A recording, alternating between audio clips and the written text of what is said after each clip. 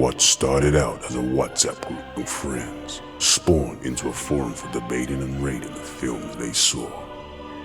Then, one of them had an idea. Instead of typing their opinions, why not record them on a podcast? No Trailer Productions proudly presents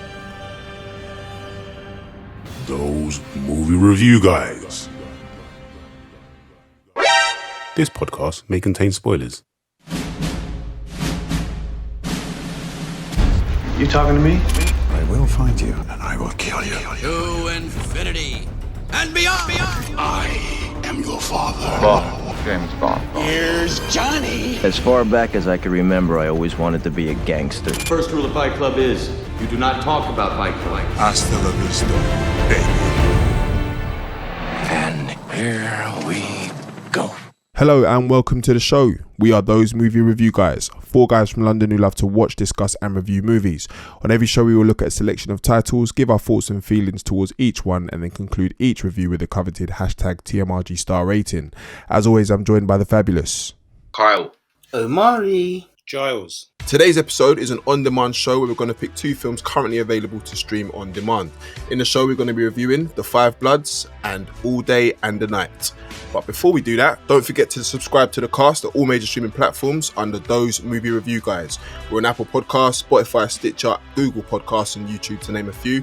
And don't forget to get in touch as well on Instagram, Twitter and Facebook, all under @TMRG Podcast. So boys, how we doing? How we all keeping? Good? Yeah, fine. Yeah, can't complain. Every day is a new day. Indeed it is. Good to finally be up and running again. It's been a little while since we've had a few chats, obviously online and through Zoom and Google Hangouts and the rest of it. But I'm actually very excited to get into today's show. It's our first mobile recording. How are we all feeling about that? Optimistic. Better than me. Yeah. Well, that's better how you felt Better 5 than minutes our ago, tests. Giles. So that's progress. But to Right. be fair, it jumps from optimism to pessimism. So There's no middle. no, No middle ground. no. It's literally So right now I'm optimistic, but it could change very soon. Anyway, Right, well, let's get straight into it. Film number one we're going to be talking about today, released on Netflix, is The Five Bloods. Released 12th of June 2020, directed by Spike Lee. We have Delroy Lindo as Paul, Chadwick Boseman as Norman L. Stormin Norman Holloway, Clark Peters as Otis, and Isaiah Whitlock Jr. as Melvin. Four African-American vets battle the forces of man and nature when they return to Vietnam seeking the remains of their fallen squad leader and the gold fortune he helped them to hide. Are you not entertained? Are you not entertained? Hey! Kyle, were you entertained? Yes. Omari, were you entertained? No. Giles, were you entertained? yes. That makes 3-1 for the first show back because I was thoroughly entertained. Why does this territory feel so familiar? Yeah, no. Familiar It's always you, territory. Omari. So it's always free. It's always 3-1. Do you know what? We should just make a show in it called 3-on-1. Simple. Yeah, 3-1. 3-on-1. Amari didn't like it. We did. Amari liked it. We didn't. Episode That's 50. it. I know. Every freaking episode. Omari, do you want to kick things off? Okay. I'm going to give context of why I didn't like it so I can explain myself. Current climate, in terms of Black Lives Matter movement, in terms of being a black guy, and just in terms of watching the different montages. If this film came out regardless of the current social climate and supposedly other people understanding and empathizing with my racist struggle, then I would have enjoyed the film. But it sounds mad to say, in a time where so much more information has been given to you as an individual, just through pure saturation, through any social media, through you're going to read stuff for yourself. I'm kind of like, okay, we already knew that. Yeah. I personally already thought that any black person fighting in a war that I thought was a white person's war was a stupid war to fight in, personally. Always thought like that. So then I always like why was because I remember when we was doing 1917 and I saw the black regiment and I was a bit confused seeing black people there. But then I realized there was black people there because I was corrected. And then in World War II there was still black. But I was like, why are you actually fighting in this war? It's not beneficial for you. So Can I ask you a question? Because Go you've on. started on a very good sort of good topic of discussion, and I think we're all probably going to have something to say on it. Would it be fair to say that because of everything that's going on, watching a film, as you said, for African Americans fighting a war, which I mean, war is bad, full stop, but specifically maybe that was a white war or a war in a country that didn't have anything. Two countries didn't have anything to do with black people. The only reason black people were there is because they were told to go. So with everything that's going on in the Black Lives Matter movement at the moment, watching this film, did you feel angry? Did you feel like I a just sense feel of I just feel like I'm disappointed that this is also because I was disappointed that one, there's black people going to this war. I already knew black people was going to the war because when I was younger I watched Forrest Gump. Like the ones that I learned. So whether I agree with everything that's being displayed, cool. But overall, when you read about that war and why that war happened and the profit and greed and etc. that happened because of that war, I'm like, what the fuck was that war for? Because I don't see doing actual any beneficial nature for the country that the war took place in, its surrounding countries overall, and in the country that wanted to invade that country to have a war for that country. So I'm So overall, wait. Are you saying you've got Hang an on, my hands issue? up. Where's My the? hands up. Oh, I'm not even looking at Zencaster right now. What's the point in having a hands up system? I'll tell you I can what, see the because hands. I we can got see a the video, hands. so you could put your actual physical human hand up, 'Cause but you I choose don't really to care about that. you choose I'm to put choosing up. the damn software. If we're paying for this damn software, we might as well use it to its full potential. said- So I'm using said- my hand up. You know, it was an important, very poignant part of the conversation, and Charles is just going, "Excuse me, my hands up." Yeah, like I had something to say. Giles But is it's one of cool. them Go on, guys. Carl. Giles is one of them guys. You know them guys that like if they're in a queue and the wrong person accidentally gets picked up. Oh no, sorry. I was there. Yeah, standard. Go on, Carl. Anyway, go on. I was just going to say, Amari, you sound like you've got an issue with the war as a whole, as opposed to the That's film. exactly what I was going to say. Okay, so What exactly you what were I was gonna discussing is not necessarily in relation to the film.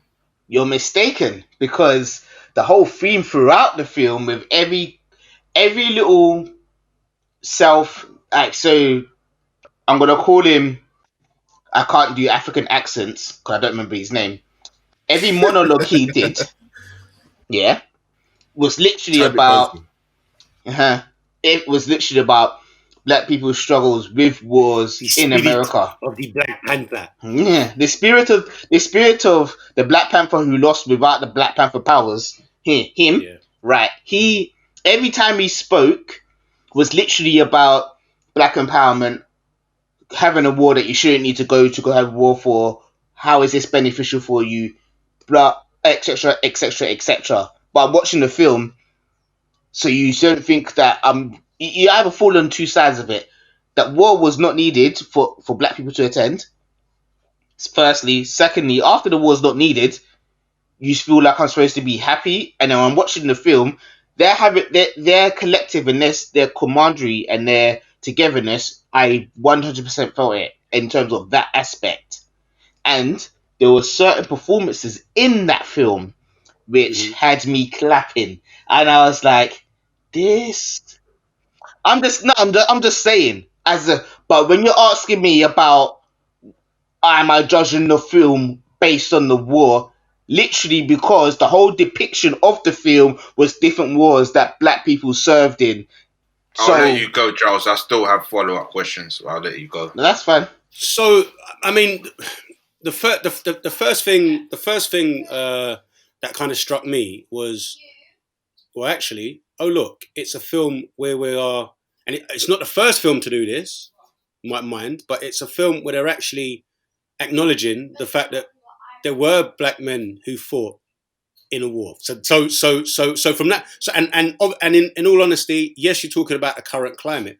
The only thing this film is kind of relatable to that is the fact that it was released during the current climate. It clearly wasn't made during the current climate. It was made prior to everything that's gone on. Yeah, I mean, you know, if you're a film and you're called New Mutants, you were made 5 years ago and you still haven't seen the light of day. But so we don't know when this film was made. Unnecessary. I'm called for. So yeah, well, it's not. It's a film. We talk about films. I'm talking about a film. Anyway, so first and foremost, when you've got a film, okay, albeit by a black director, but the topic is about black war veterans who quintessentially had unfinished business. You're right. The reality is whether you were black, white, Vietnamese, whatever, it was a pointless war. Most wars are pointless. Mm-hmm. So it's not for me. It's not a matter of saying, oh, do you know what? Black people shouldn't attend or shouldn't be. Listen, we are kind of lucky enough to be born in an era where, yes, there are wars going on, but we haven't been kind of put in a position where we are saying we need to attend. You need to attend this war. You need to because again with the Vietnam War. There were people, Muhammad Ali didn't attend. He had to go to prison.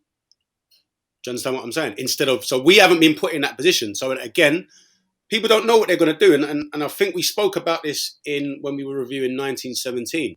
A lot of these people, and in fact, most of these people that attended these wars were not soldiers. They were it was like there was just a call into arms and they just answered the call rather than go to prison.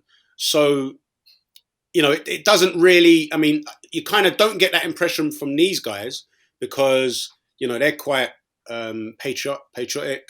They're even as old men, they were still tactically aware of what happens during a conflict. But I was just, my initial impression of the film was that actually this is refreshing to see a predominantly black cast and them talking about the fact that they were and they served in this war. Kyle. Yeah, again, that's my impression was that it was good to see again that there were black people in the war, but I liked the fact of the historical context that was shown throughout in terms of them going back to old images and clips. Obviously, Muhammad Ali, as you said, he wasn't on it. So I like the intertwining between it. So, and obviously the reason that they thought they were going to war was not what they were. It wasn't what they were told then. So my thing was, again, I didn't look at it in terms of why did they go to war? Should it be? But I was just looking at it from the story perspective. And from from a plot perspective, I thought it was okay. It was similar to Triple Frontier in some ways, is what I wrote down. You've gone. That's interesting. Yeah. Did none of you lot think that when you were watching it? Nah, I wouldn't have gone with Triple. I wouldn't have gone with Triple Frontier. I understand. Yes, I did. The concept there of was what elements you're of saying. Triple Frontier. I don't agree with it, but I understand the concept you're saying. I kind of felt it was. Well, the way that it started for me, like the first thing I think we all know, like Spike Lee loves to have that kind of impact of his films. He likes to make a statement. So from the opening sequence, the sort of the collection of clips and footage, I'll just before the film had even started, I was already thinking, yeah, this is going to be quite a heavy film. Like this is going to be quite emotive. Like I was just sitting there watching the opening sequences, and all I could think was, yeah, the world is fucked. The world is fucked. And when you go and start looking at the history of these sort of things that happened, before our lifetimes, and you really go into the depths and understand the mechanics, but it's mad. So I was already on that. But then what I liked was I kind of felt once we're introduced to the characters, straight away it reminded me of you lot, because I thought, well, the first thing I thought was, right, so I've been in that position with all of you where we've just been out on a night out, completely smashed, dance floor, whatever. So that was quite, and I got the I'm emotive. surprised you remember. You're the lightweight of the group. I'm surprised. Well, Carl, I wouldn't laugh too hard if I was you. All right, I wouldn't laugh too hard if I was you. But anyway, go on. But it was very relatable. Like watching these men, obviously they come together for quite a heavy kind of reason as well. Which again, I was intrigued at that. I thought, oh yeah, these Delroy Lindo, and I saw we're gonna call him Clay. So obviously we all know him as Clay from The Wire. But when I saw them, I didn't know if it was gonna be more comedy or actually more drama. So very soon into the film, I was like, yes, this is quite, I can get it. The band of brothers, the friends, the bloods, as it were, going back to go and find their fallen comrade after all these years. And even the fact of going back to a country which you can't even begin to imagine what it would have felt like being there at war, to then go back years later for like a holiday or a trip. Like it got me thinking, and I was like, yeah, this is a good sort of starting point, or a good sort of plot to work off. My thing is, as the film goes on, the one major thing for me, which I believe let the film down, was the performances. I didn't feel that collectively, their performances weren't all of that, and at times it kind of felt a bit cheesy. Where I feel like where they had a good base, if they had maybe more captivating performances, or they had more interactions together in a certain way, maybe a bit of less comedy, I would have felt it a bit more. For example, the scene where they get to Nam and they're on the mountain and they're finding the gold. It was a bit, and then the son, he does that stupid don't song get and me dance started when on the son. But this is what I'm saying. But again, even with his character, obviously the way he's introduced, again, very comedic. So I thought, yeah, this is a joke thing. But then he ends up having quite some strong, poignant scenes as well. So it was just a bit kind of mixed up in terms of performances for me. And I think that's the one thing that let this down. I mean, can we agree on one thing? There was obviously Delroy Lindo's performance. Right, can we have the Delroy Lindo conversation, please? No, not yet. No, not yet. Not yet. Let's. Look at Murray. About Delroy. Hey, listen. Hold my on, brother. In the trap. Real motherfucker. I've got my hand. You have to be up. Don't get me started on this. We weren't getting you started because it was me talking. Well, you said his name. Hey, listen. Can we all agree that his performance was outstanding? If there was a star, he would be a star. He would be a planet. Wait. In comparison to everything else, he was the standout. His performance was the standout. Easily. Well, there's too many things. He was given the biggest role, though. To be fair, the other guys are just yeah. But he acted it in the best possible way. If you think about, because as a Giles likes to say, you knew he did it. Like when I was watching it, I knew he was the cause of Norman's death about halfway through, because it didn't make sense. I didn't. For me, it didn't make sense why he cared so much, or also the fact that he was he kept on seeing him. Yeah, it's too much.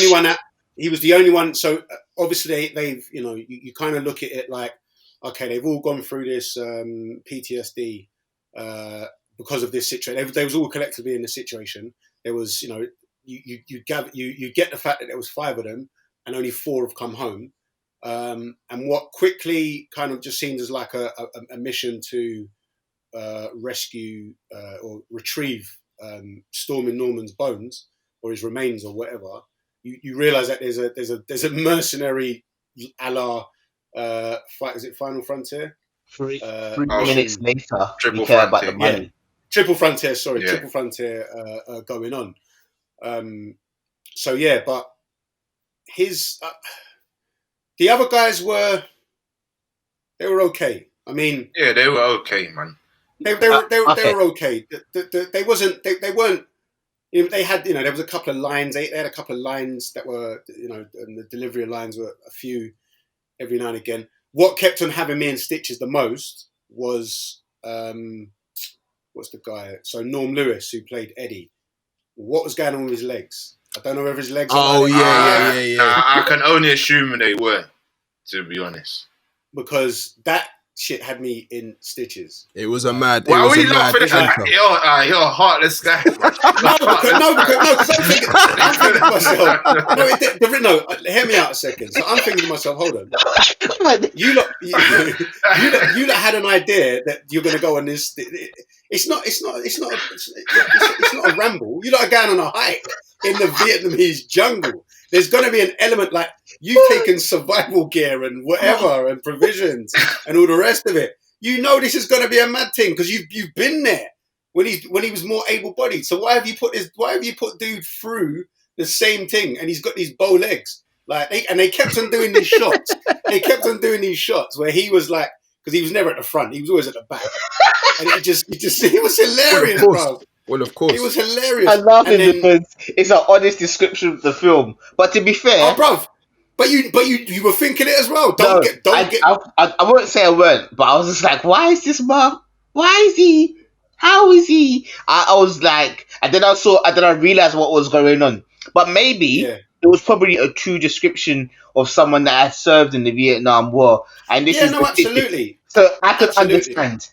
I mean, if you, I think we've all seen. We mentioned Forrest Gump earlier on. Yeah, and I'm thinking it's in Forrest Gump. I believe it is in Forrest Gump because obviously we touched on that a little bit earlier. But there's a bit where he's saying about how it's so important to look after your feet. I don't know if anyone else remembers that scene. Yeah, because your feet, if your feet don't work, you can't walk. That's right. That's right. If you get carried, you're a burden to the company. That's you're right. Exactly. Absolutely. Yeah. So it was. I found it funny that they even though they knew this, they still put this guy. They still put this guy through this arduous. But wait, before we go any further, I've just got to pull up some of Lindo's quotes because, as I say, there was just too much. There was just too much.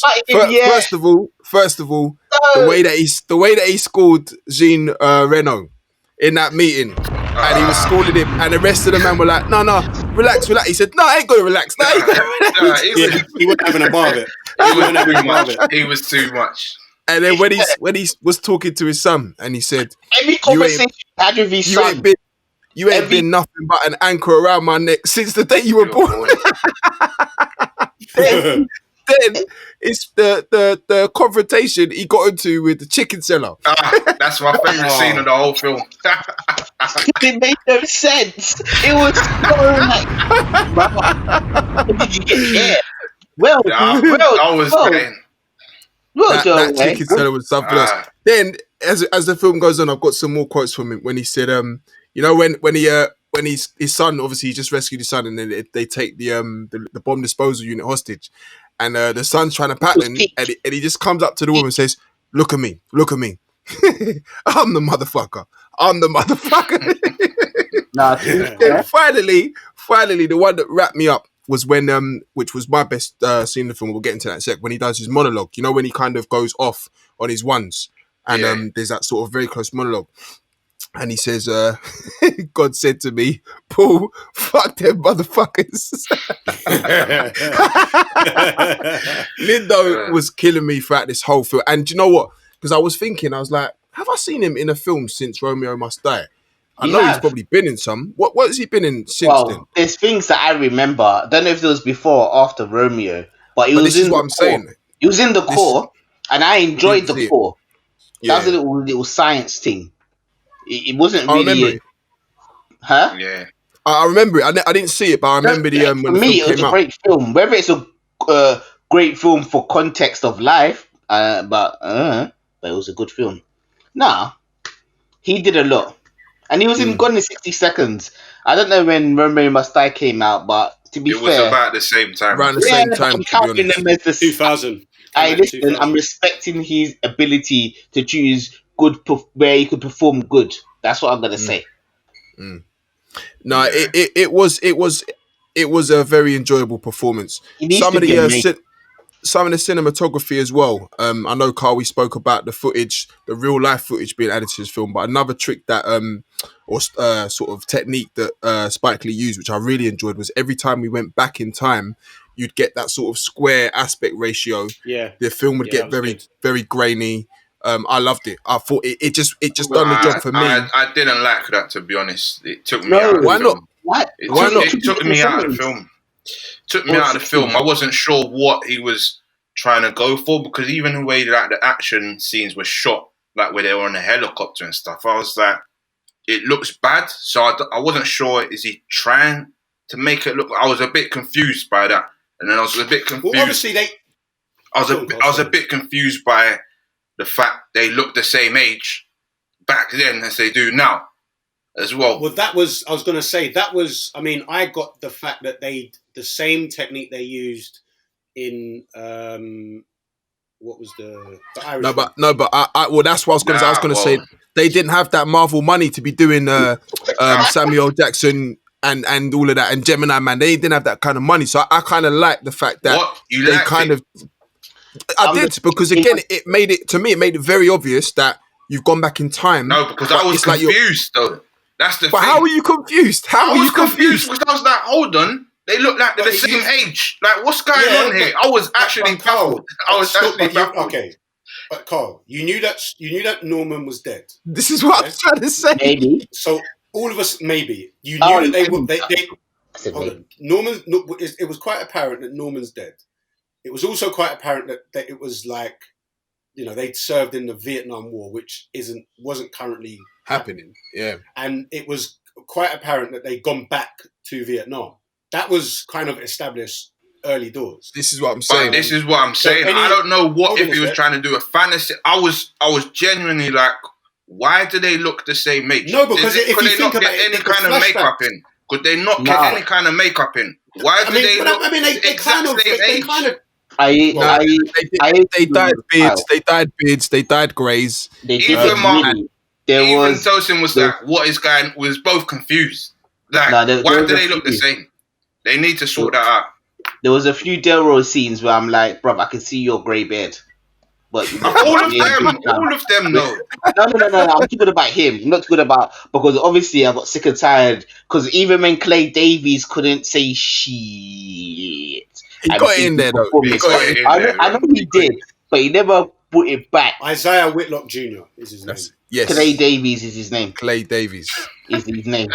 Clay from the Wire. I didn't even read name. He got given a name and he repped it hard. And Lester Freeman, then. We'll call him Lester Freeman. That's the first thing I've seen him in outside of the Wire. I haven't seen him in anything else. They're not characters. They have names. Jesus Christ, you lot, man. No, their names are their names that they are given. Unless they are Denzel, Leo, or Brad. That is what they're named. The joke is, I was just looking at his filmography, Delroy, and what's his name? What's Lester's photography like? Peters. Well, they've done a lot of TV. So again, it's one of them ones where if you haven't watched their TV shows, then you wouldn't have. Man don't care. That's it. All right, cool, done.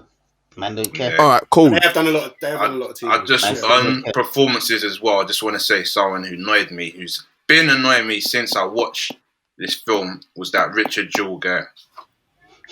Oh, nah, you're going in a bit too much. No, you're going in a bit made me too watch much. that I, Tonya. I'll give a separate review about that another day. And he was in that. That's his 50. And he annoyed me in that. Yeah. And when I saw him in this, I just like, why? And then he was giving the same annoying performance. But hold on. One of my favorite scenes was when Delroy slapped him. That was one of my favorite scenes. I wonder why.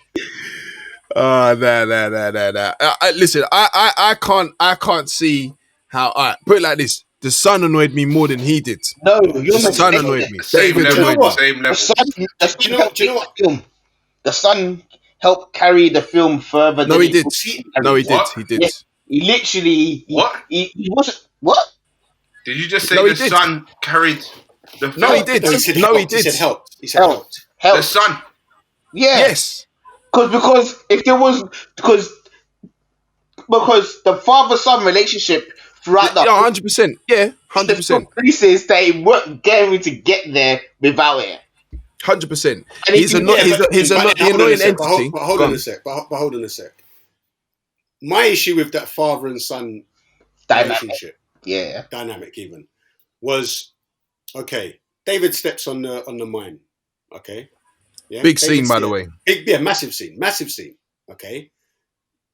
You know, the mine retrieval people, whatever, the French lady, whatever her name was. Lambs. Yeah, the lambs. They just happen to be on scene. Okay, they just happen to be on scene. Fine. But they don't know how to deal. They're landmine experts, but they don't know how to deal with this. You know, there's nothing that can be done. But Giles, just to quick. Sorry, go on. Paul then comes up with his plan to rescue his son because it's his son. No, You know, he did it with a makes plan. it. I had the plan. No, but beforehand. it's no. But this is what I was trying to say. Like, okay, it's one of them ones. You can go school, you can go college, you can go uni, and you can get a degree in something. But if you don't have the experience, sometimes you don't know. And I like the leveling of that hold scene. on. Right, so he comes up with his plan. They rescue his son, and he's over the moon. Literally by the next scene, he fucking leaves. He just walks off. No. Literally by the next scene, he just walks off and deserts him. Because he was conflicted. Like, Because he was conflicted. Because there were moments where you could tell that, you know, he loved his son, but then there were moments where he was like he hated his son, and then furthermore, you then find out why he has that confliction. All film it was, you know, he deserves he's helped as he deserves his own share. He's helped us. Then he just essed out. Now, yeah, but again, the stress in it, the stress of the mine and seeing his other guy die, and then the Norman stuff. It to me, this is why another reason why I thought Delroy Lindo's performance was so good, because I've read the horror stories about ex-soldiers and, you know, the monstrosities that they have to go through and witness to then come back and try and live a normal life. And for me, he portrayed someone going through the PTSD, going through those conflictions, going through the sort of self, you know, destruction.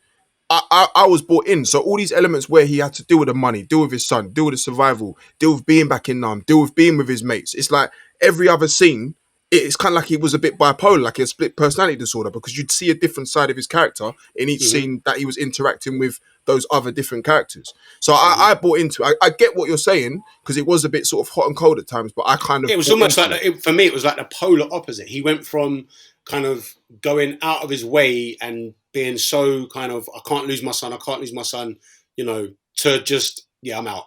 I'm out. Mm.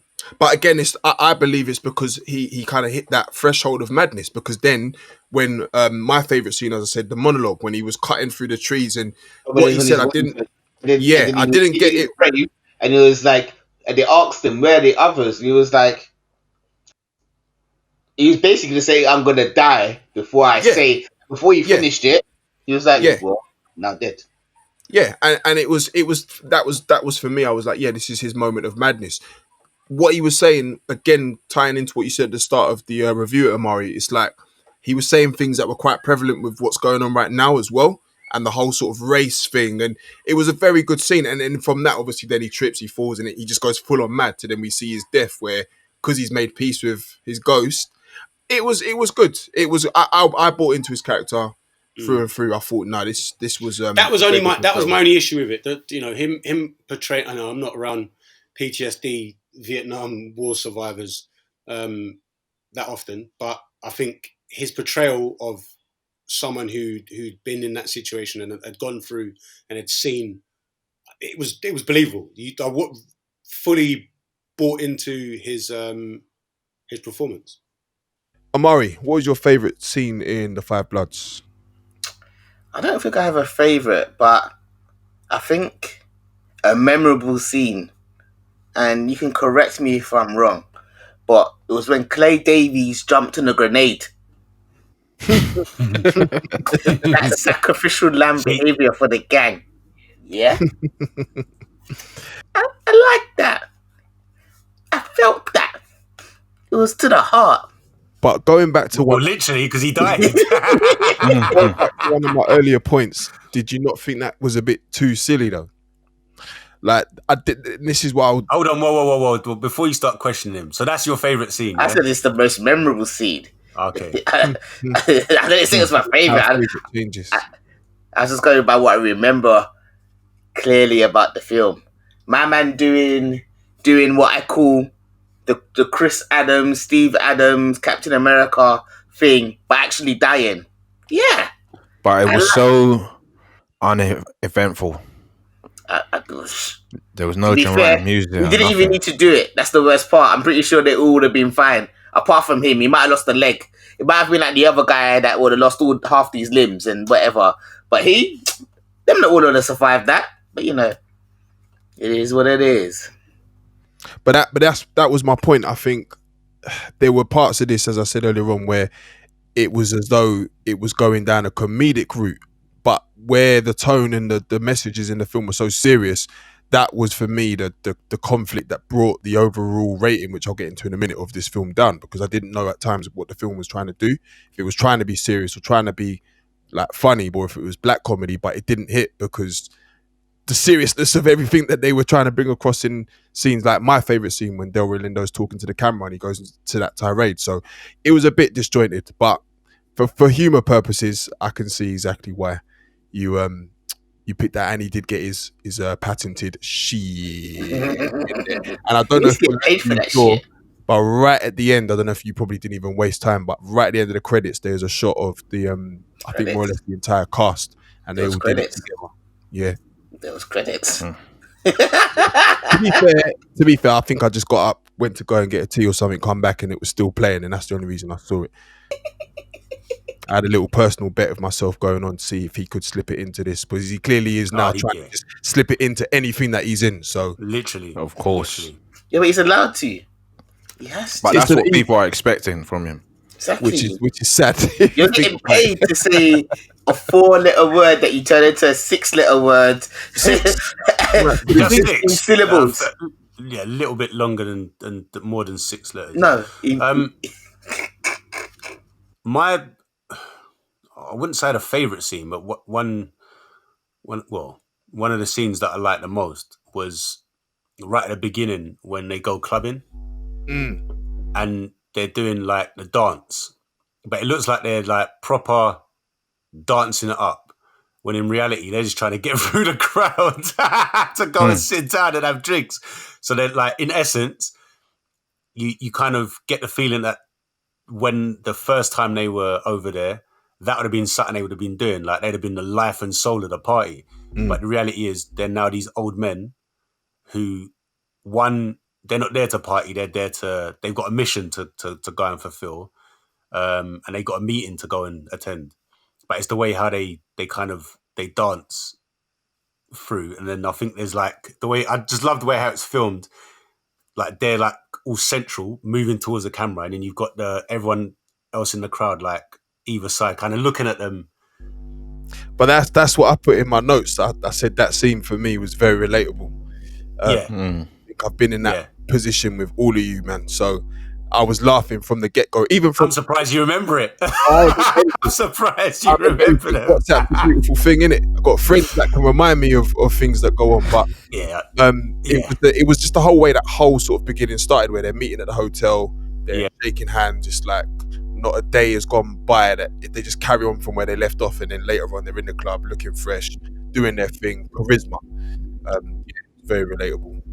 Going back to what that grenade scene, that whole kind of montage of the gunfight, and they're well executed plan. I had an issue with it towards the end. I know Jean Reno is Leon, and he's like the perfect contract killer, but he was wounded and he only had a pistol, and he managed to take out man after they had taken out an entire army. But that's the thing. I think, I was saying my rap, but it was like, as you said, I wasn't sure whether it was meant to be almost like a parody of 80 action films, as if to say like, oh yeah, it's so ridiculous that he's able to come out of that. So I wasn't sure if that's what he was going for, or if that was meant to be serious. Why can't it be both? The two don't go hand in hand. Hey, not for this. I think it was a bit too. The difference was a bit too much, and it was like sometimes I forget it. I personally feel sometimes Spike Lee's trying to do everything and he's trying to do it too forcefully. And it's like for me, and again, well, perfect timing if I tap this. Getting to the wrap up. Star ratings. I'm gonna go first. I gave this 3 stars. Reason being, I thought overall it was a very good film in terms of the message that it was trying to bring across, the story that that Spike Lee was telling. My main gripes, as I was just talking about, were I didn't know at times what kind of film this was trying to be. If it was trying to be serious and hard hitting, or if it was trying to be comedic for the laughter element, or if it was just trying to be dramatic. It kind of felt a bit disjointed in the message, overall message and tone it was trying to bring across.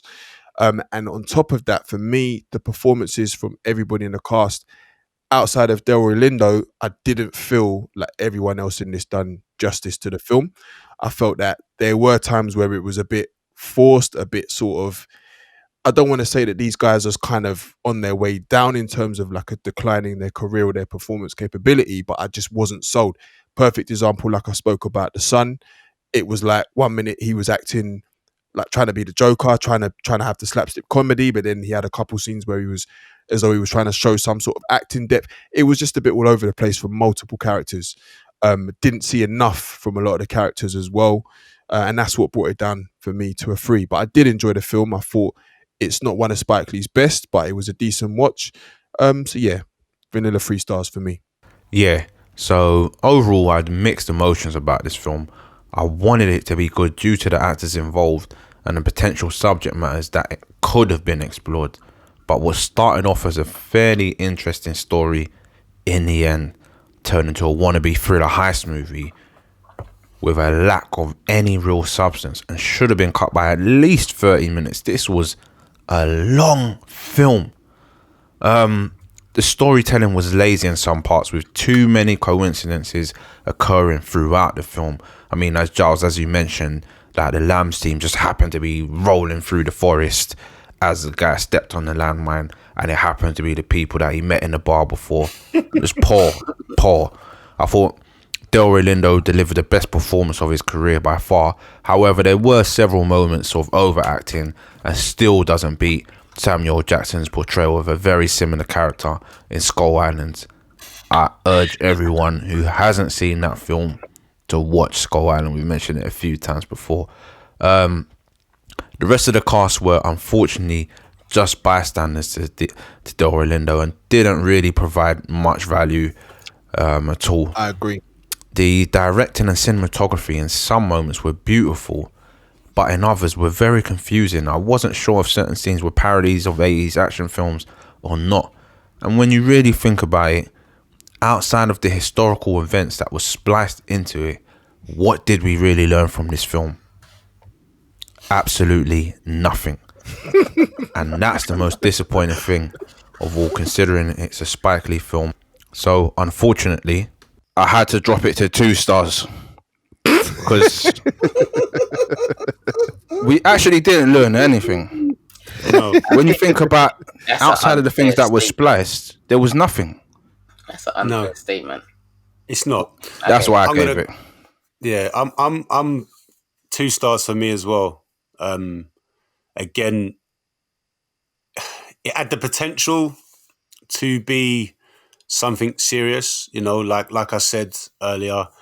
The fact that we've got an all black cast, predominantly black cast, with a black director, you know, I think he's missed the boat. And especially, I know we said it wasn't filmed knowing the current climate that we're in, but I think this film could have made like a massive statement in terms of, well, you know, you need to remember that, you know, black men did serve in wars. They're not depicted as serving in wars widespread, but they actually did. And because of the fact that it kind of, like you said, had this parody of itself, or parody of the actual subject matter. Even down to, I think we spoke about the fact that the not very good makeup that they used to show them when they were with Storming Norman. Yeah, and like I said, I think the whole film was kind of cemented with me, and I mentioned this earlier with the whole the plan that was quite perfectly executed up until the point that they came up against Jean Reno with his one arm and his pistol, and he managed to just take out these war veterans, these Vietnam War veterans. So yeah, it's only 2 stars from me, man. Omari, round it up. I don't agree with some of the points, but the film is only... Oh, sorry. And also, sorry, Omari, sorry to cut you. Also, as well, the whole "this is your daughter, but I'm not going to tell you" subplot, yeah, that wound me up as well. Like, how did you not know? Or how would you not have known? Or how would this be the first time that you're ever meeting her? Like, what the hell? Like, you were lying down with this lady, irrespective of what her profession was. You were lying down with this. But that's the key thing. We're not going to go into that. But clearly, it was more than just, you know, it was more than, it was more, there was something more to it. Like, you had a romance with her. Yeah. It was common knowledge, because even when he went off to visit her, like, well, I think one of them said, "Oh, where's?" And they said that he's got some business to attend to, or whatever. So it was common knowledge that this was his babes. This was Bay. This is Vietnam Bay. Okay, so yeah, the fact that, you know, she knew you were like, it was a big. It wasn't like it was a little baby. It was a big grown ass child that you claim to not like, and even his acting of surprise, like. But and they didn't even really about the performances, though. They didn't even really like. Okay, let's inject some seriousness into it. Okay, could that situation happen? Yes, it could. However, they didn't even film like the reaction to it. It was like, they only kind of did that at the end after. It was almost like an add-on at the end of the film. That's why I said it was lazy storytelling. And again, has that, you know, I don't know, that situation more than likely has happened where, you know, a GI has I nearly said something funny there, where a GI has has, you know, has served abroad and got involved in with a woman, a native woman, and had a child. Like, that's probably quite common. It probably is. It's more common than people would have you believe. But again, it's something to be addressed, you know, absent father. It's something to be addressed, and it just wasn't. So yeah, 2 stars. Sorry, Amari. Yeah, so this film gets 2 stars, but I don't agree with you lot's points. There was actually every part Norman Stormin was in was relevant in terms of giving information. Norman Stormin? Whatever Norman. That's what his name is. That's what I'm calling him. Norman Stormin. Whatever the young kid was in, yeah. All his parts were relevant in terms of sharing information. Not in terms of in terms of a historical context, but in terms of a social context as a black person. Especially in America. Simples. Secondly, I always get told Black Panther is a good film. Look what happens when you have another almost black cast with some Hollywood money. Look what happens. Ding, ding, ding. You get another film that's undesirable for entertainment purposes. This isn't Hollywood money, though, is it? This is Netflix. Yeah, but it's being classified as Hollywood money. No, but no, it's not classified as independent money. It's not classified as independent money, is it? No, it's Netflix. No, money. it's not. But I'm talking about the subject matter. Don't compare the 2 films. No, but I can't. One is my wrap up. 2, yeah, they're my points. So if you want to say a side point, you could do that on the gram. All right, thank you. Thirdly, as we all know, I don't even call him Delroy. I won't lie to you. First time I met him, his name was Isaac in Romeo Must Die. So please understand, this guy had great range in that film just with facial expressions alone. I get it, they're not on Samuel's level, but that's okay. You're all correct. Spike Lee missed the boat. He could have done more. He should have done more. But like I said, When money influences, you don't always do what you coulda, shoulda, woulda. I agree with that. And this is why it gets 2 stars. Done. So, with that gives The Five Bloods a TMRG star rating of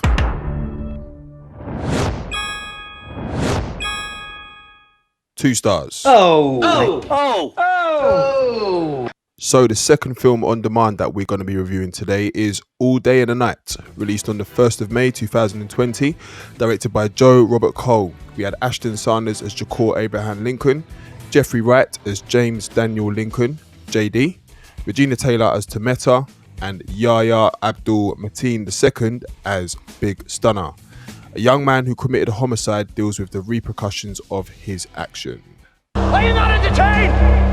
Are you not entertained? Amari, were you entertained? No. Kyle, were you entertained? Yes. For fuck's sake. Giles, were you entertained? No, I wasn't. No, I was not entertained. Right down the middle. I was entertained. What's wrong with you two? Jesus. Who wants to kick this one off? Was good. No, you two are kicking this off. Like, how? I thought it was good. Good where? Kyle. Good. Everywhere. Good. Everywhere. Everywhere. Yeah, I thought the storyline was good. Have you bumped your head? Were good. I thought the messages in the film were good. Let me disassociate myself with Kyle, because as much as I was entertained, I didn't think this was that great of a film. No, I didn't say great.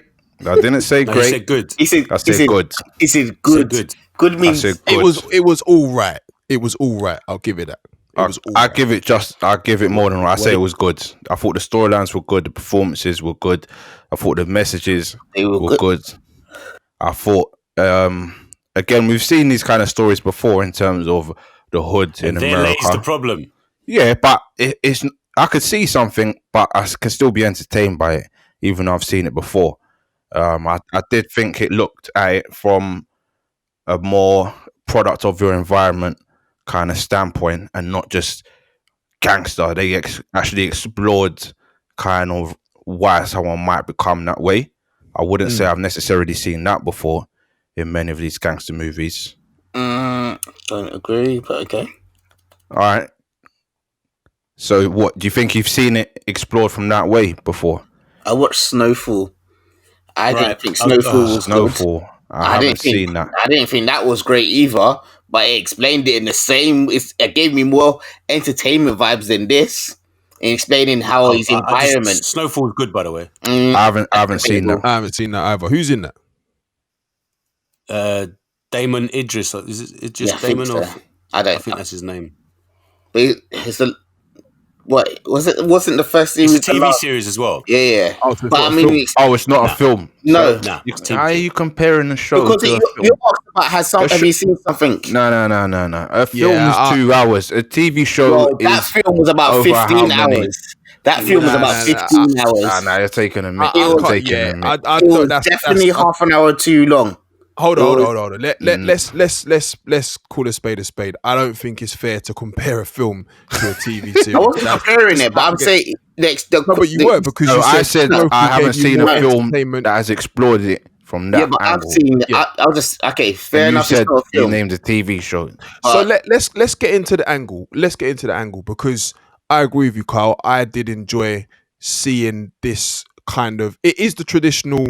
You're getting the you're getting the ending at the start, and then you're working your way back, and you're getting the 2 stories, present and past, running concurrently. So we have seen that before, but what I did like about this was the explanation, as you say, of why maybe what has led him to get to where he's at, the decisions he's made, and now he's dealing with the repercussions. I thought that was good. So I'd throw the question to Mari and Giles and say, what didn't you like about this story played out in this way? Okay, so firstly, that whole I've done like that old starting at the end thing is played out anyway. It's been played out. Like, if we're this movie would be classified as a hood movie. Yeah, would we all classify it as a hood movie? Yeah. For the most part, Yeah, but I did think it had more depth than a typical hood movie. No, but it is a hood movie. It's a hood movie. Now, obviously, if we're going to talk about starting a film from the end and then retelling the story up to the events that got to that point, you're going to have to go back to Menace to Society. Yeah? Now, actually, if you've watched Menace to Society recently, it is one of the most budget films that you like. Rewatch it. It doesn't stand up well. It's a memorable film, but it does not stand up. I disagree with that. I disagree with that as well. Very well. I disagree. I watched it. It's probably about 4 or 5 years ago, but I still gave it 5. I certain films, they age, and they really do age, but it's because of what was available at the time. Like, but then my question to you, Giles, would be, what makes a film stand the test of time? Then some films just do. But some films just actually. Because I don't know, because do you know? Maybe that's a separate show we need to do. But for me, there's some films that you watch and you think, yeah, that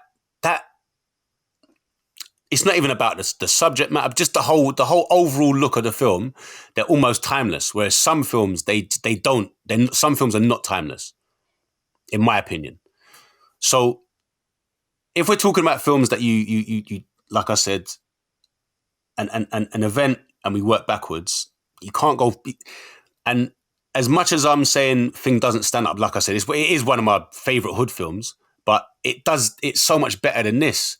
Like, this guy, what's his name? Ashton Sanders? Yeah.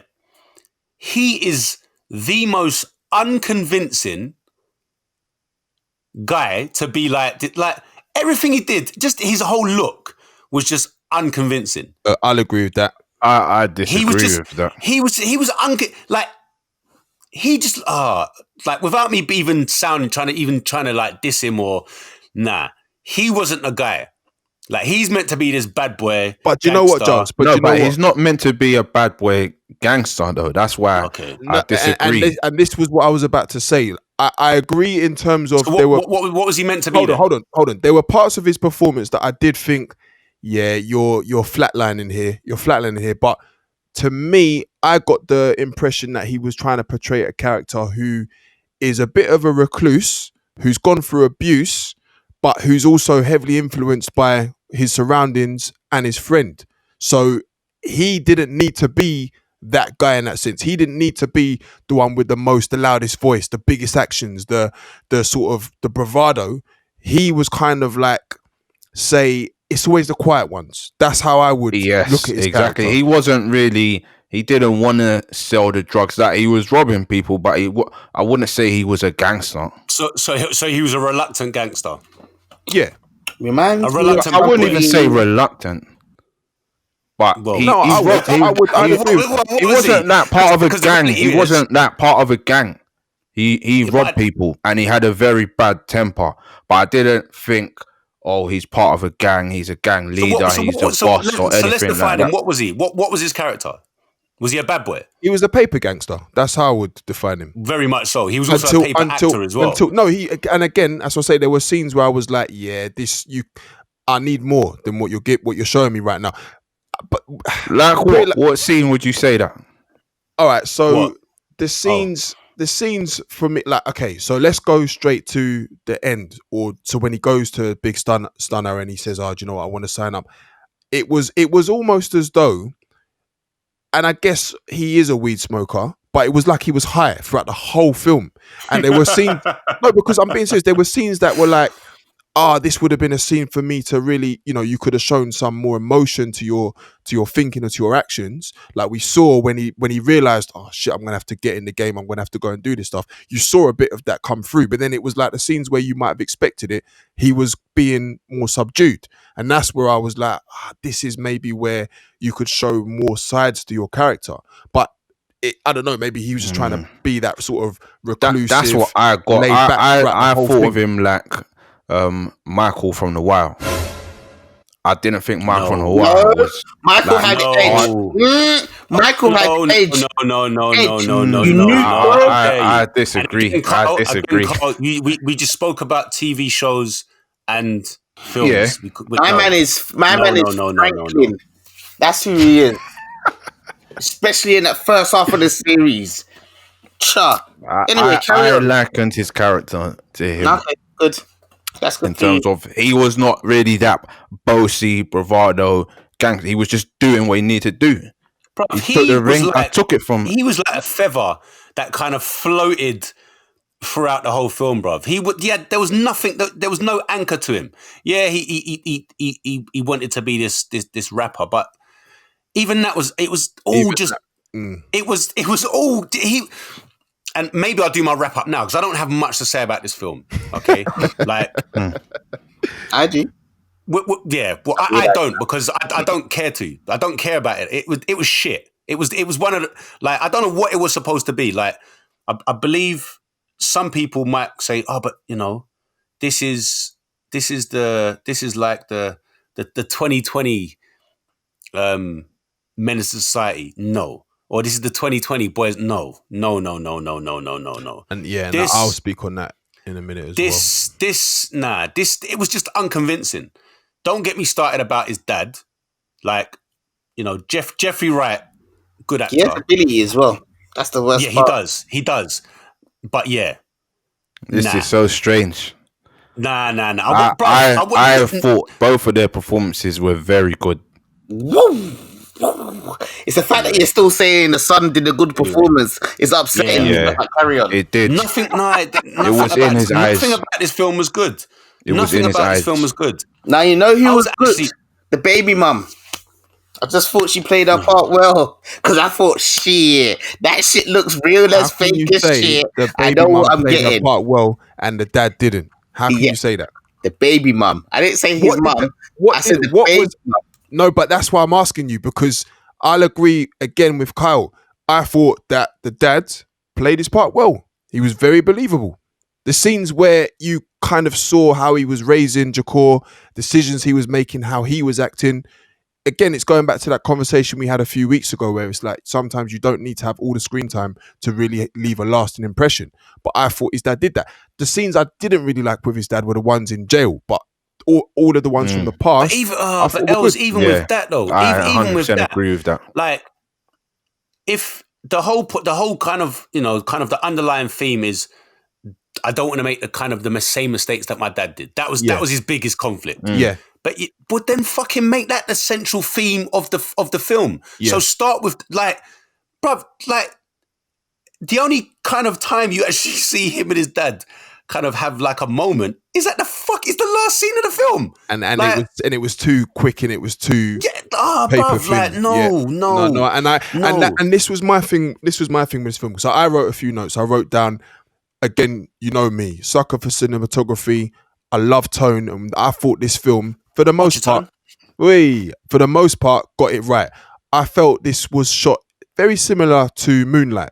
So if you think back to how Moonlight looked, the way it transitioned through scenes, the way it introduced characters, the sort of the close-ups, I thought this kind of mirrored that. So I was feeling that. Because he was in Moonlight. Didn't know that.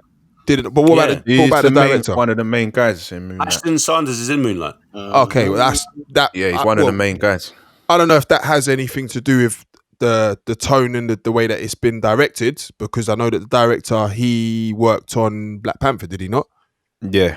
So I don't know if that was whatever the link is. That's what I got. So it's just interesting for you to say that he was in both films. But I did like that, and it kind of set that laid back feel from the get go. So I was very soon into the film. I kind of knew, okay, I don't know how much action or gangster shit I'm really going to see. I think this is going to be more of a drama. But where I think this film kind of went into sort of wayward territory is, like you say, you're getting the past story, which I thought was very good, but to me didn't match up with the present story. And obviously I'm coming from watching A Prophet a few weeks ago, so I'm in that kind of prison film mode. Do you see what I'm saying? Watching this made me think of all of the prison films we've seen. Lockdown. What was the one? What is the one with the three guys? Which one? You have the big black guy. You have the guy who ends up shanking the white guy at the end to recover. Was it Lockdown? Because there was a guy. Yeah, it's with Master P. Yeah. Yeah, and he but it obviously when I'm watching a gangster film or a hood film and it's got that sort of the in jail, I'm kind of already like know what to expect. So I kind of know, all right, let's see where they take this. And that for me was where the lacking was. Because like you said, Giles, the whole kind of message is following the footsteps of your father, being a product of your environment, making decisions, repercussions. And the whole prison present side of the film for me fell flat, even to the point where I had to go on Wikipedia to read what the turn was, because I didn't get the fact that his boy was the one who set him up. Because it wasn't, to me, it wasn't delivered in a believable sort of shit way. It was like, okay, oh, your boy snaked you. Oh, now you're gonna have a battle with him. Now you shanked it. It was all a bit. That's when it started. I literally, mad.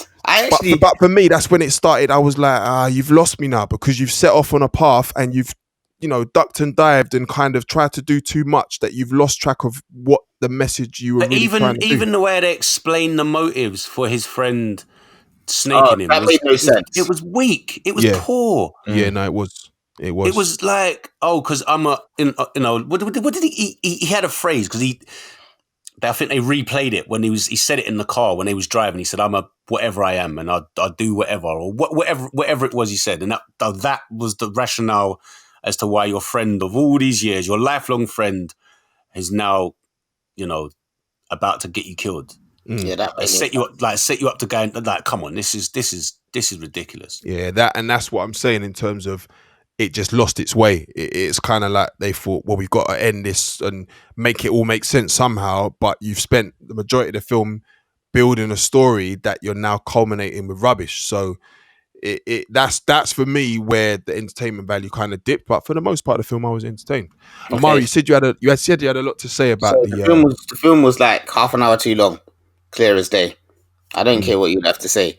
Like the fact that you can't tell me it did its main plot, or it did what it should have been its main plot, and it did these two sideways things to culminate in an ending that nobody fully got without going through wiki and having to ask a friend like who wants to be a millionaire. It's very clear that this film has lost direction. Yeah. On top of that, I enjoyed. I'm gonna call him Bertrand because that's what I remember him from Westworld. That's what I remember him from. Can I just say, Mari's actually got elephant memory, because he'll remember these actors from the most obscure, but not their actual names. He won't remember what they're called in the film. Not remember their actual names, but he'll remember something random about them from another film. That's Westworld. Continue. Westworld. Anyway, I enjoyed his scenes with his son in prison. That was one of my favorite scenes, because it was like had a little sit down. It was telling them how they're gonna come for him. It will be through someone you trust. And then 2 scenes later, hey, his boys on the block. His boys from the block. And then they're having their own little who can shank who first war. And then all the things are just like, oh, we're not gonna do it, but we're gonna stand there and watch them.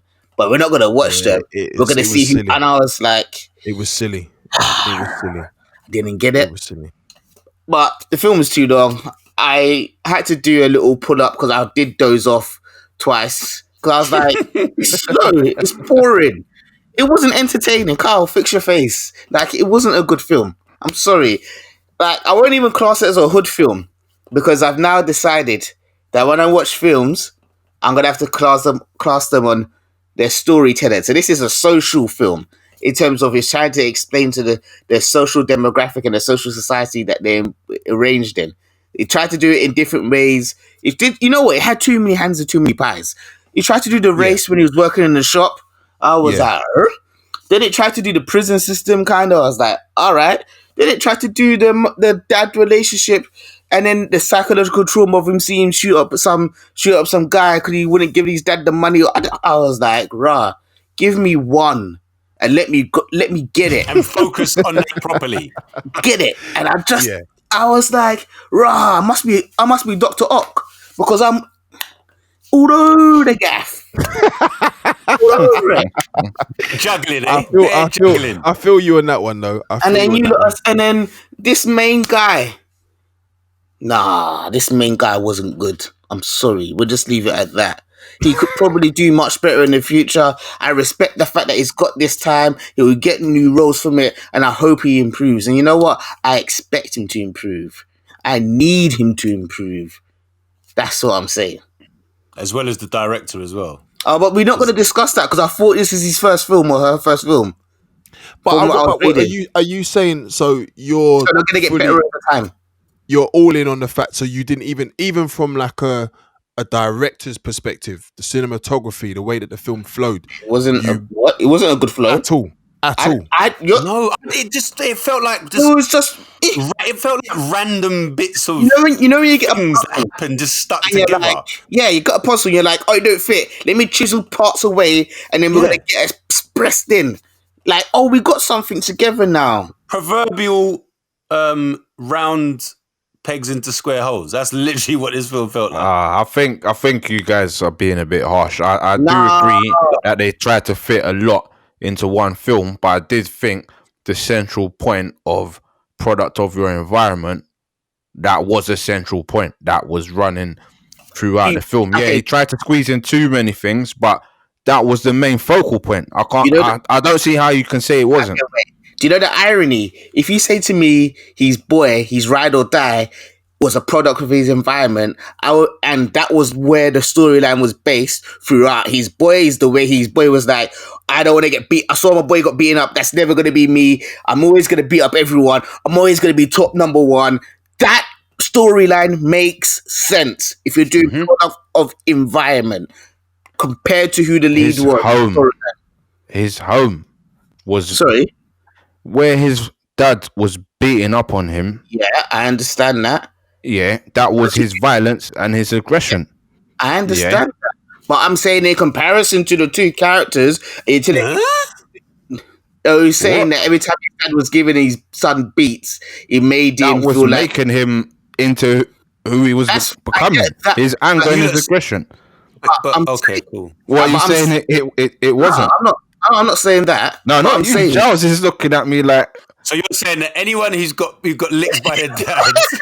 Listen,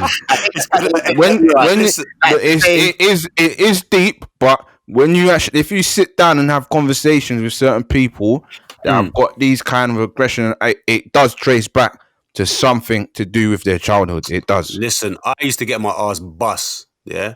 Yeah. I used to get my ass bust. I ain't seen no inside of no Ross Clark prison, bro. Not everyone is the same. Not everyone. Okay, cool. I'm not saying it makes you're gonna go jail, but it can influence your personality. Definitely. And in this sense, you can't rule out the fact that his best friend was on it. One of his best friends, because obviously we have the other best friend, which obviously again is the tugging on the heartstrings. The token. Someone has to. Well, I wouldn't even say it was tugging on a heartstring. Again, that was a commentary on the way you're treated as a soldier. That's what I saw from that. But then it was like, was it cliched? Well, I don't even think it was good. I don't even think it was even good enough to be cliched. Because it was like, you know what? Remember he said like, he's done everything right, and he's ended up like this. But you know, everything right. It's not fair. But you know the way that they treat like veterans and stuff is bad. So I liked that angle personally, because you go and fight for your country and you get nothing. But did you need that angle in this film? Did you need this? Did you need the angle in this film? I would say yes. I would say yes. No, I would say yes, because again, not everyone is bad. So it was showing that not everyone is bad.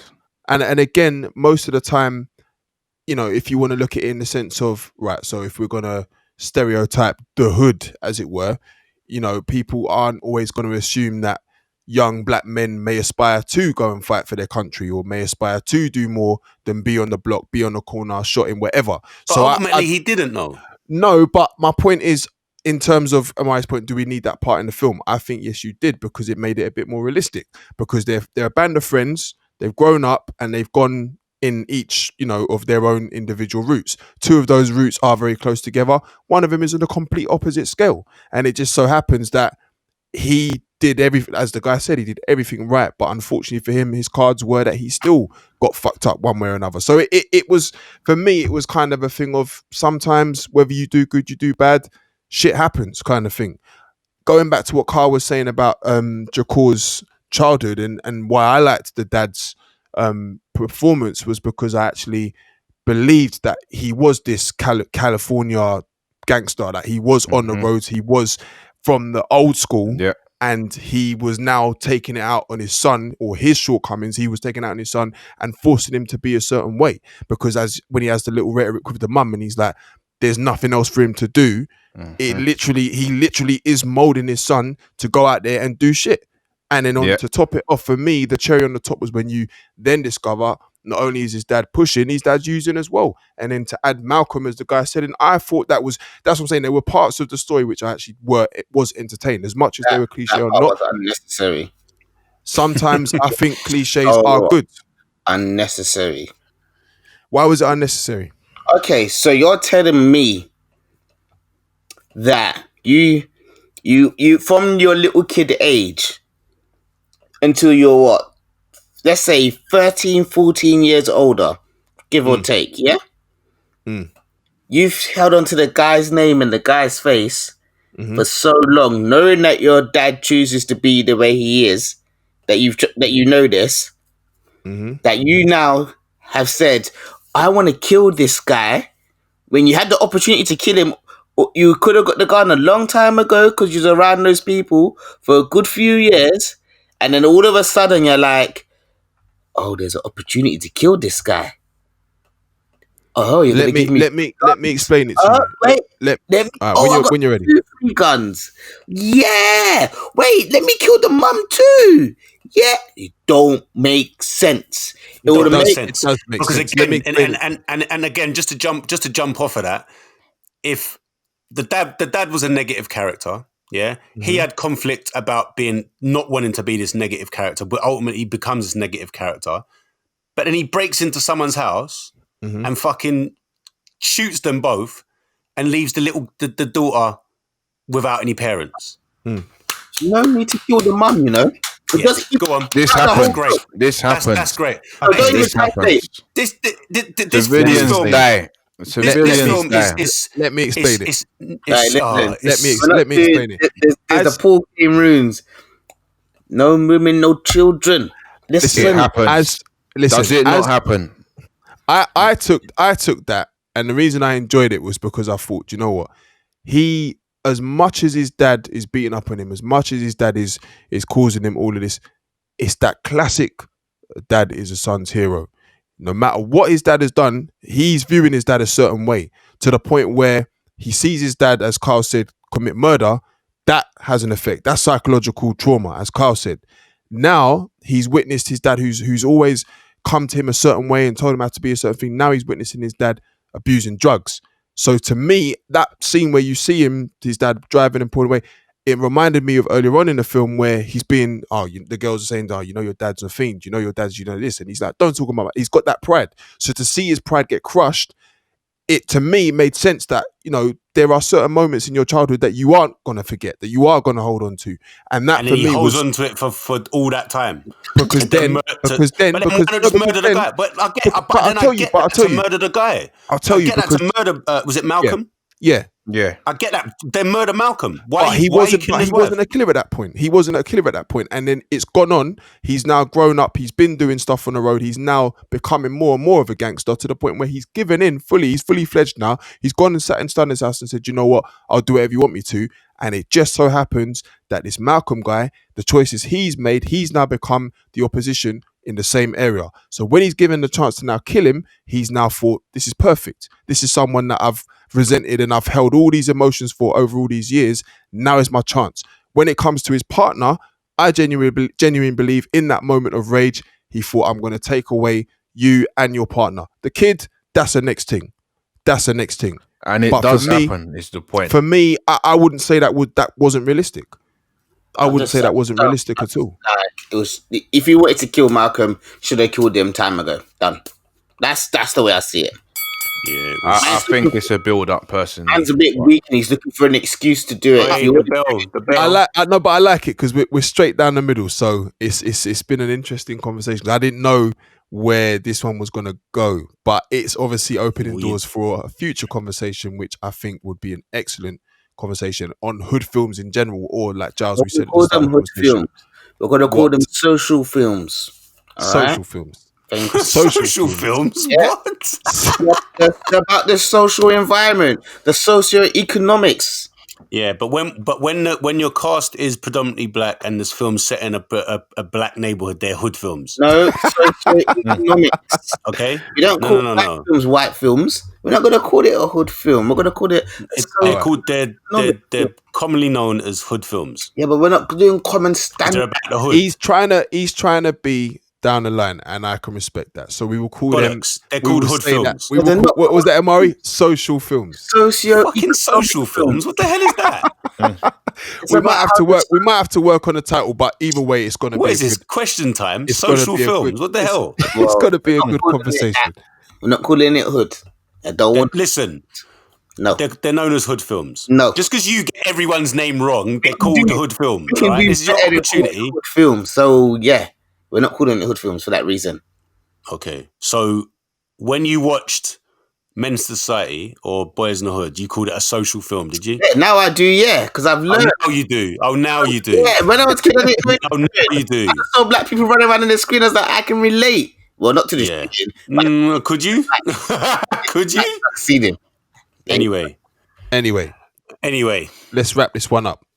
Carl, please. What are you giving this? I'm giving it 3 stars. Fuck off. It was a mixed film, man. It was a mixed film. I don't think you two have really told me why your dislike for it. To be honest, not really.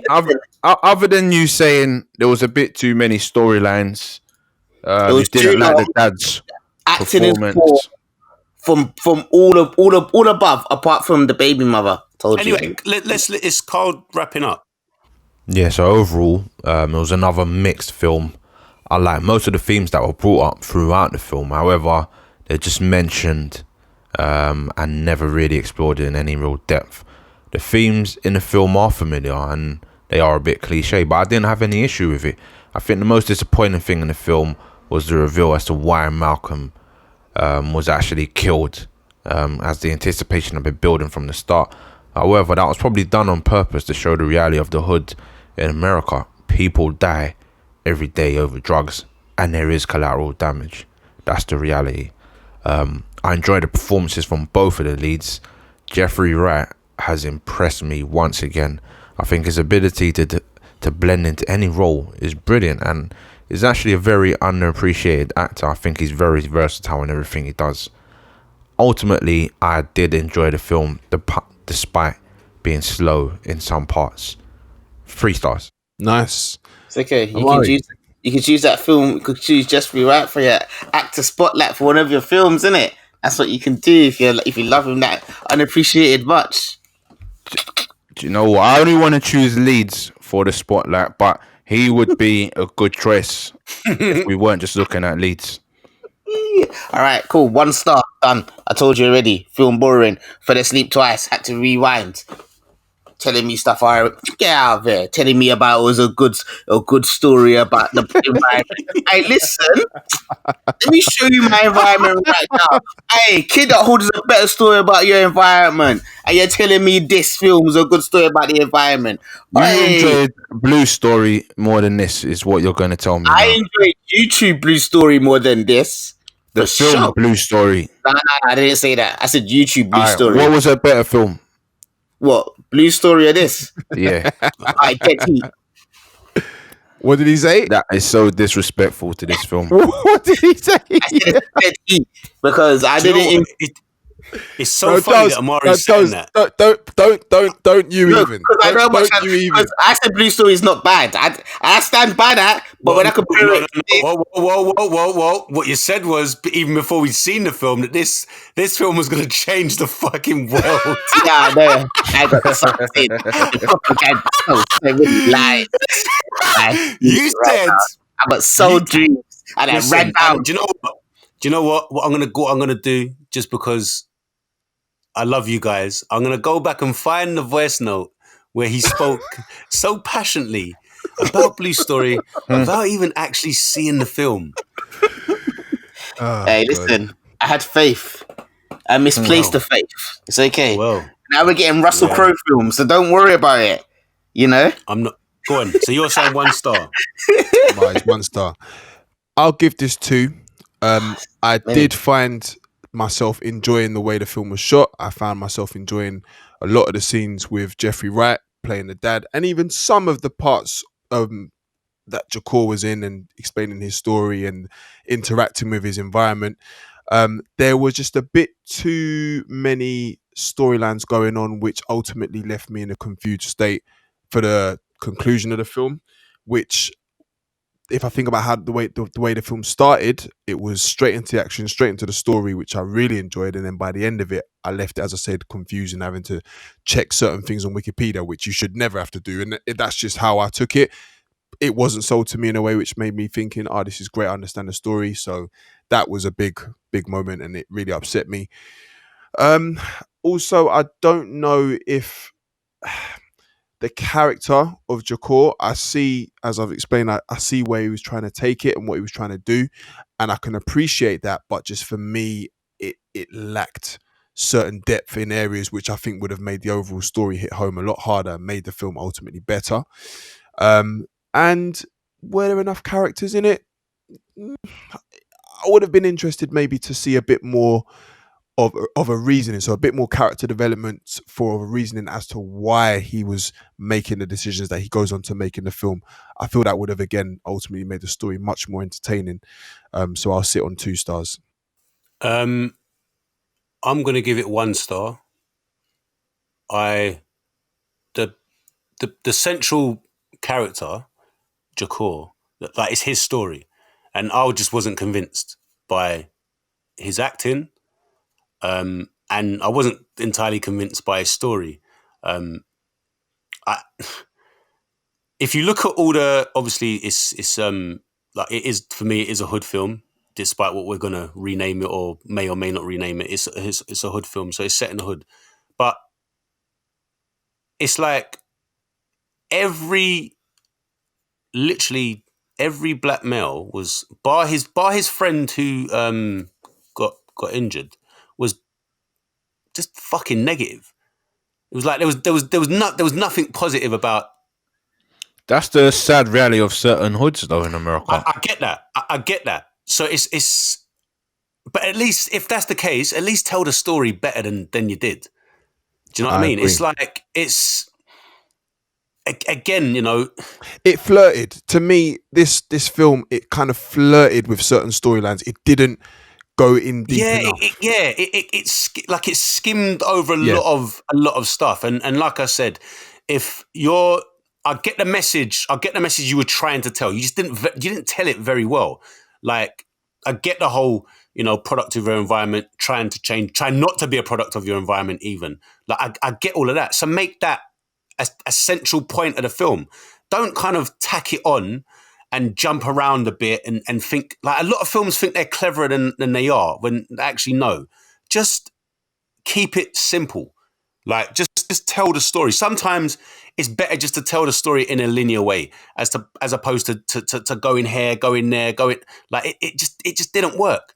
And if you are going to do that, you need a strong all-round cast. So you need a strong lead and you need a strong supporting cast. And to me, like, no one, not even Jeffrey Wright, who is probably the most experienced, I would say, put him down as the most experienced actor in the film. Like, why do you look, I know they say black don't crack, but why do you look younger when you're older, when you were in prison? Then, like, what the hell? Like, I just wasn't. I disagree with that. I just wasn't convinced by him. I just was not convinced by him. Like, yeah, I think they fell short. So with Jilo's 1-star review, that gives All Day and the Night a TMRG star rating of 2 stars. Oh. go! And that concludes episode 15 of Those Movie Review Guys. Join us for episode 16 as we revisit 1995 to review Kids and Friday. Also, remember to subscribe across all major streaming platforms. We're under everything at Those Movie Review Guys. And get in touch with us as well across all social media under @TMRG Podcast. Those Movie Review Guys. We out.